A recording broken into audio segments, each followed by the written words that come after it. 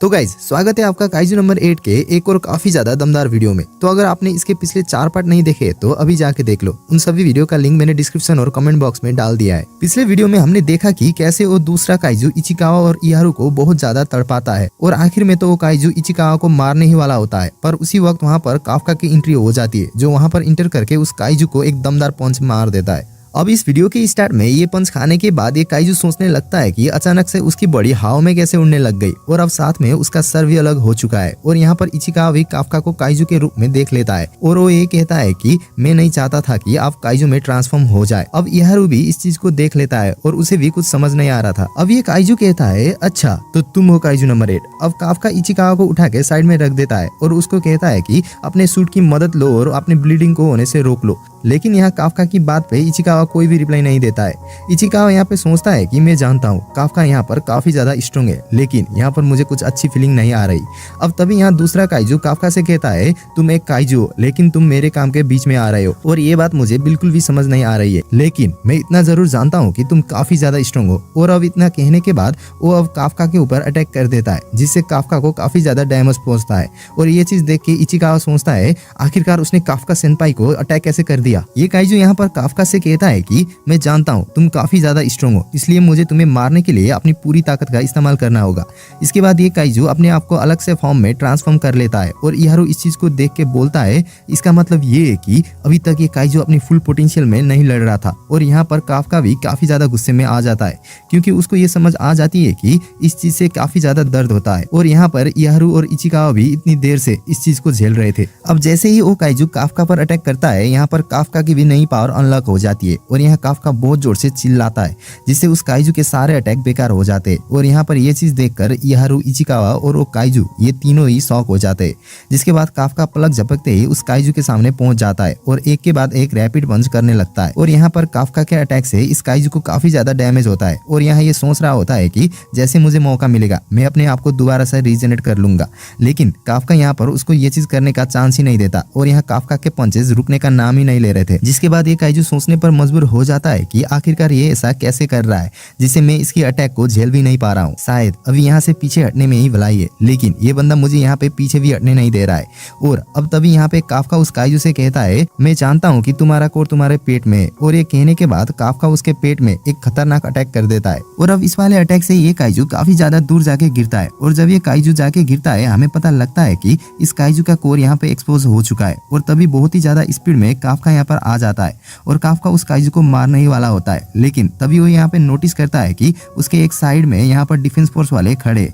और तभी हमें सीन शिफ्ट होकर दूसरी तरफ शिनोमिया को दिखाया जाता है जो कि एक नॉर्मल से काइजू से लड़ रही होती है। अब यहाँ पे वो इस काइजू को बीच में से आधा कर देती है। एक्चुअल में शिनोमिया यहाँ पे काफका की लोकेशन पता लगाने की कोशिश कर रही थी और यहाँ पे हमें थोड़ी देर पहले का सीन दिखाया जाता है जहाँ पे शिनोमिया काफका से कह रही होती है हमें इहारू और इचिकावा के वाइटल्स नहीं मिल रहे। तभी काफका कहता है अगर वो उस काइजू के साथ हुए तो मैं उन्हें आराम से ढूंढ पाऊंगा। अब यहाँ प्रेजेंट में शिनोमिया को रिपोर्ट मिलती है कि उन्हें एक काइजू नजर आया है जो कि इंसानी फॉर्म में था और वो काइजू नंबर 8 की तरह दिख रहा है।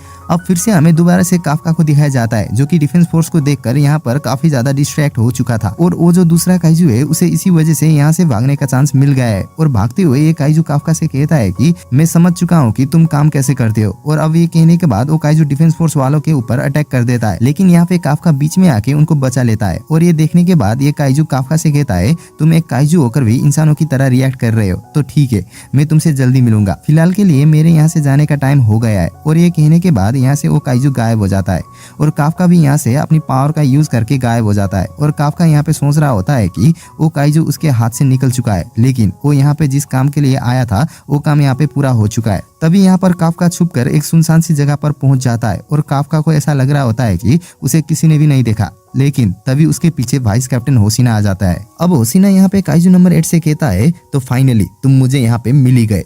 और होशिना ये रिपोर्ट बाकी सभी मेंबर्स को दे देता है और यहाँ इचिकावा भी इस बात को सुन लेता है, जिसे सुनने के बाद इचिकावा मनी मन सोच रहा होता है कि ये वो काइजू नहीं है कैप्टन जिसे आप ढूंढ रहे हैं। जिसके बाद यहाँ पे होशिना रुकता नहीं है और वो काफका के ऊपर काफी खतरनाक अटैक करने लगता है।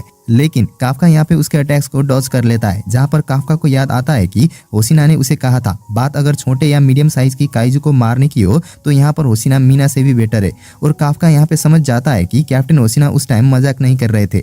और काफका यहाँ पे देखता है कि होशिना जैसा नॉर्मली दिखता है वो ऐसा बिल्कुल भी नहीं दिख रहा था और उसकी आंखों में अलग ही लुक थी। अब यहाँ पे होशिना अपनी सूट की पावर लिमिट्स को हटा देता है, जिसके बाद होशिना की कमबैक पावर 92% हो जाती है। जिसके बाद होशिना यहाँ पे कहता है कि काइजू नंबर 8 की जान तो अब मैं ही लूंगा।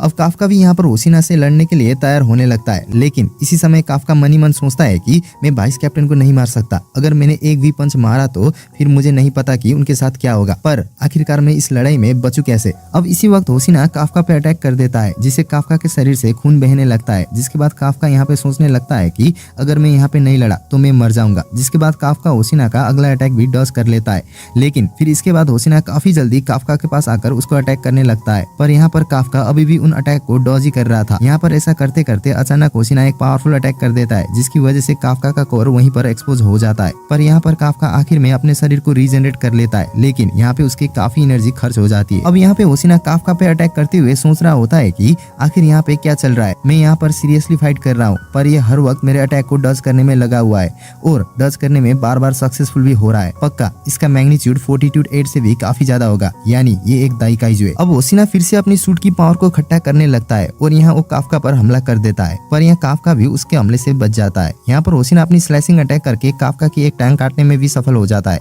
पर होशिना इतने में ही नहीं रुक रहा था, वो फिर से यहाँ पर हमला करने के लिए आ रहा था और वो यहाँ पर फिर से काफका की कोर पर अटैक करता है। पर यहाँ आखिर में काफका अपनी बॉडी को ट्रांसफॉर्म करके उसके सोड को पकड़ लेता है। यहाँ पर काफका को पता चलता है कि उसने जितना सोचा था होशिना उससे भी ज्यादा स्ट्रॉन्ग है। अब यहाँ काफका बाल बाल बच जाता है, जिसके बाद काफका भी अपने पावर को इकट्ठा करने लग जाता है और यहाँ होशिना के ऊपर हमला करने लगता है, जो देखकर होशिना बहुत ही ज्यादा डर जाता है और उसे अब अपनी मौत अपने आगे दिख रही थी। लेकिन यहाँ पर काइजू नंबर 8 आखिर में होशिना के ब्लेड में हमला करके उसे तोड़ देता है और इसकी वजह से वहाँ पर होशिना थोड़ी दूर जाके गिरता है और उसी वक्त काफका वहाँ से भागने में सफल हो जाता है। अब यहाँ बाद में होशिना काफका के वहाँ से भागने के बारे में सभी को इन्फॉर्म कर देता है। इधर शिनोमिया सोच रही होती है कि काफका ही असल में काइजू नंबर 8 है और उस दिन के बाद मुझे उसकी असली पावर पता चल गई है, पर क्या उस पर भरोसा करना ठीक होगा।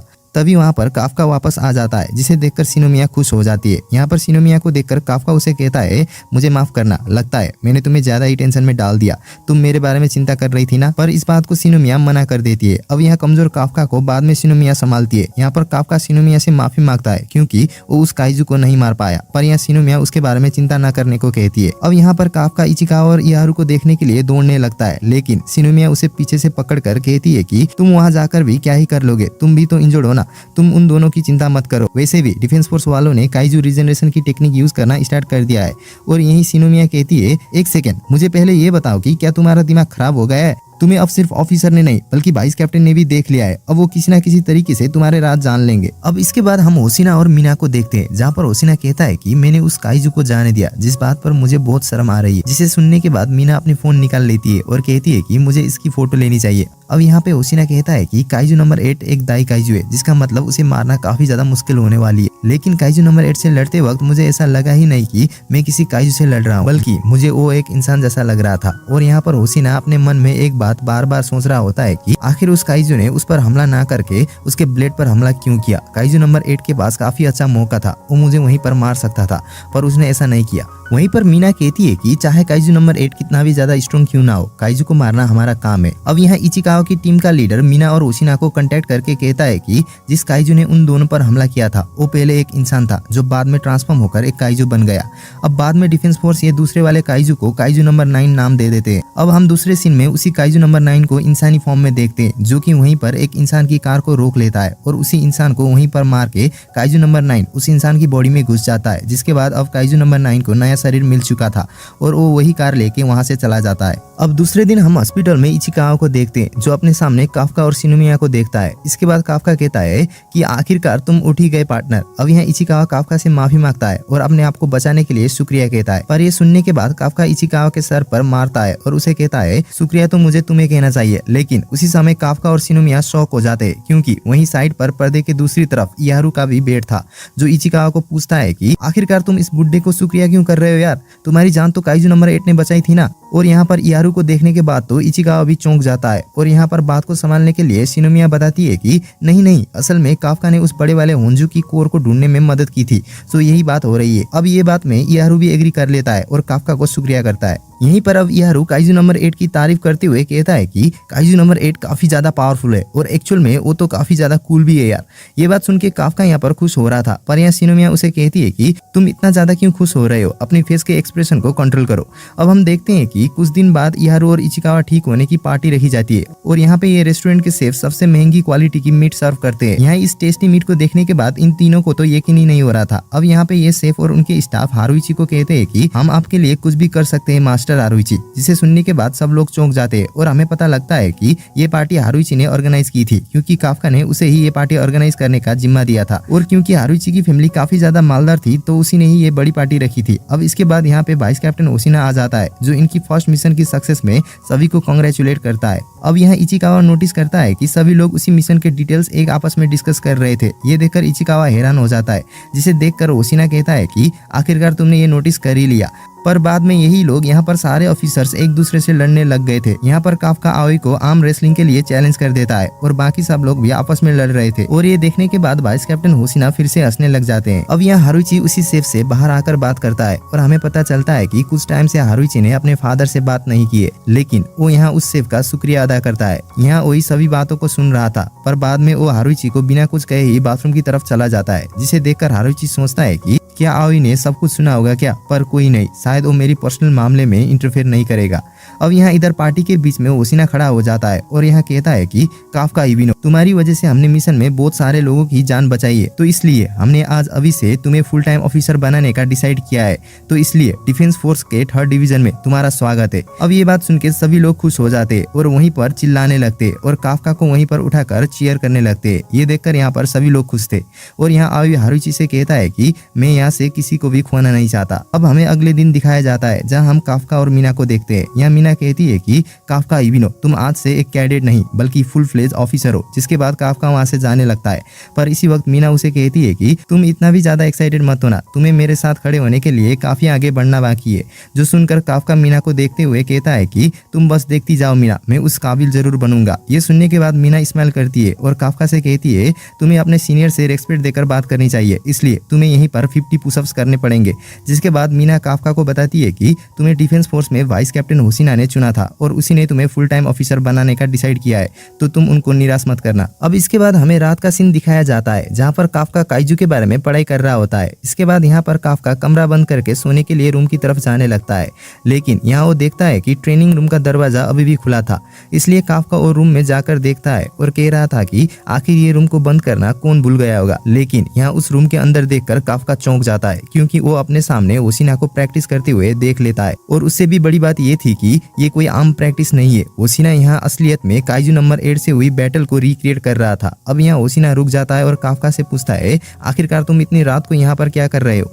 तभी काफका यहाँ कहता है कि मैं तो बस पढ़ाई कर रहा था, पर आप इतनी रात को क्या कर रहे हो। जिसके बाद ओशिना कहता है कि तुम्हें पता है काफका, उस काइजू नंबर 8 के साथ हुई लड़ाई में मैंने शुरू में ही गड़बड़ कर दी थी। अगर मैंने बैटल के शुरुआत में ही मेरे सबसे बढ़िया स्किल्स यूज की होती तो फिर मैं जीत जाता। अब इसे सुनने के बाद काफका के पसीने छूटने लग जाते हैं और यहाँ तभी काफका कहता है कि मैं अपनी पूरी कोशिश करूंगा आपको जंग में मदद करने की। इसके बाद अचानक होशिना काफका को यहाँ पे कस के पकड़ लेता है और कहने लगता है कि ज्यादा एक्साइटेड मत हो यार, आखिर तुम 1% कमबैक पावर से क्या ही कर लोगे। जिसके बाद काफका वहाँ से जाने लग जाता है, पर अंत में होशिना फिर से काफका को रुका कर कहता है कि पर फिर भी मुझे तुमसे 1% उम्मीदें जरूर है, तो अब मैं ऑफिस में जा रहा हूँ, तुम भी सोने चले जाओ। अब हम वहीं पर थोड़ी देर बाद बहुत सारी ड्रैगन जैसे क्रीचर्स को उड़ते हुए देखते हैं और उसके ऊपर एक बहुत बड़ा पावरफुल काइजू खड़ा होता है और अब वो उसी 3rd डिवीजन के बेस में लैंड होने का ऑर्डर दे देता है और यहीं पर ये पार्ट 5 इन हो जाता है। तो गाइज, अब क्या 3rd डिवीजन अपने बेस को इन काइजुओं की ग्रुप से बचा पाएगा या नहीं, वो हम पार्ट 6 में जानेंगे। अगर आप वीडियो जल्दी चाहते हो तो इस वीडियो को जल्दी से लाइक कर दो और चैनल को सब्सक्राइब भी जरूर करना। अब मैं मिलता हूँ आपसे जल्दी नेक्स्ट वीडियो में, और ये वीडियो देखने के लिए बहुत बहुत शुक्रिया।